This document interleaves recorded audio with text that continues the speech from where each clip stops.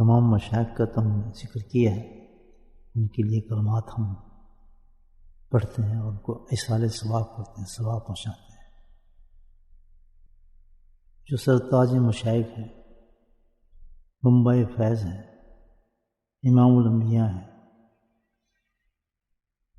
ان کے کون سے کلمات ہیں جو جس کے ذریعے سے ان کو ایصال ثواب پہنچایا جاتا ہے؟ تو اصل تو وہی ہے۔ ان کے لیے جو کلمات منتخب کیے ہیں وہ درود شریف ہے۔ جب درود شریف پڑھیں ختم خرچ کر تو وہ کیا ہے؟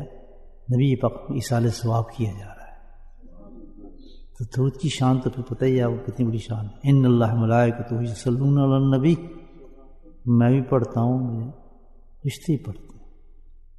تو اتنا بڑا فعل جو ہو تو اس کا ثواب کتنا بڑا ہوگا جو ہم درود شریف پڑھ کے نبی پاک کی بارگاہ اقدس میں پیش کریں گے۔ جب درود پڑھا جاتا ہے تو یہ ثواب کدھر جا رہا ہے؟ نبی کریم صلی اللہ علیہ وسلم جا رہا ہے۔ اس کی برکت کتنی ہے۔ ابن کعب ایک صحابی تھے، حاضر ہوئے نبی کی خدمت میں۔ ہر صحابی کا اپنا رنگ تھا۔ یہ عاشق تھے کس چیز کی؟ درود شریف کا عاشق تھے۔ کوئی کسی چیز کا عاشق تھا، کوئی کسی چیز کا عاشق تھا۔ یہ صحابی تو درود شریف کا عاشق تھے۔ تو حاضر ہوئے کہنا یا رسول اللہ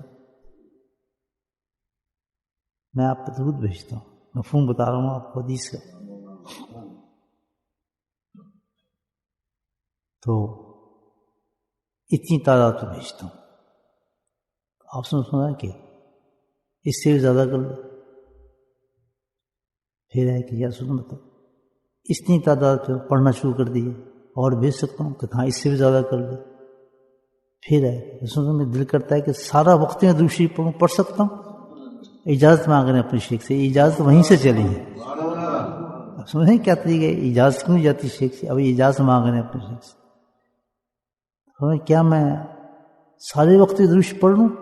ہر وقت میں چاہتا ہوں میں درود شریف پڑھتا ہوں آپ پر۔